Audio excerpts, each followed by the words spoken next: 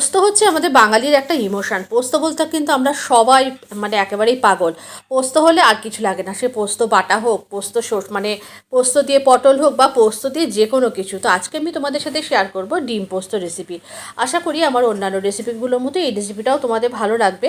নমস্কার, আমি অন্তরা, আপনাদের চ্যানেল অন্তরা কুকিং চ্যানেলে আপনাদের সবাইকে জানাই অনেক অনেক স্বাগত। বড়দের প্রণাম আর ছোটোদের ভালোবাসা জানিয়ে আজকে রেসিপিটা স্টার্ট করছি। তো আমি এখানে আজকে এমনি মুরগির ডিম মানে ব্রয়লার মুরগির ডিম দিয়েই করছি। ডিমগুলোকে আমি সেদ্ধ করে খোসা ছাড়িয়ে পরিষ্কার করে নিয়েছি আর প্রত্যেকটা ডিমের গায়ে কাট দিয়ে নিয়েছি, যেন ডিমটা ফাটার সময় কোনো রকমে ভেজে না মানে ফেটে না যায় এবং ডিমের ভেতর যেন পুরোপুরিভাবে সমস্ত মশলা ঢুকে যায়। এরপরে আমি এর মধ্যে দেওয়ার জন্য আমি কাঁচা লঙ্কা, টমেটো একটুখানি পরিষ্কার করে ধুয়ে নিয়েছি আর একটা মিডিয়াম সাইজের পেঁয়াজ ভালো করে মিহি করে কুচিয়ে নিয়েছি। আর এরপরে মিক্সি জারের মধ্যে আমি নিয়ে নিয়েছি মানে স্বাদ অনুযায়ী ঝাল, মানে ঝালটা তোমরা যতটা খাবে সেটা বুঝে দেবে। আর তারপরে দিয়ে দিয়েছি এর মধ্যে প্রায় 2.5 চামচ মতো পোস্ত।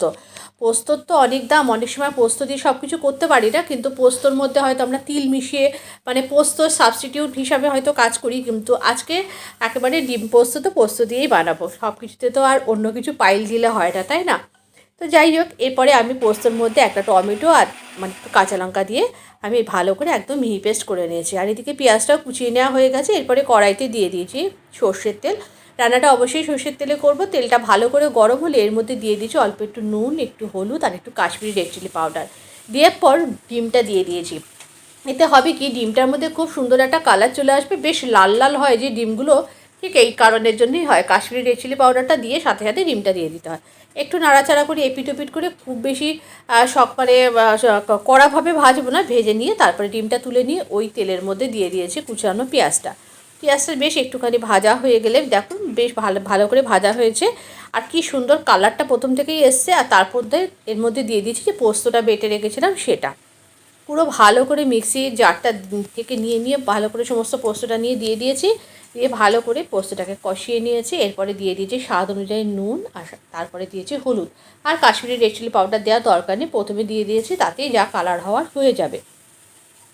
এরপরে মশলাটা খুব ভালো করে কষিয়ে নিয়েছি, মানে পোস্তটা যেন কোনো রকম কাঁচা গন্ধ না থাকে।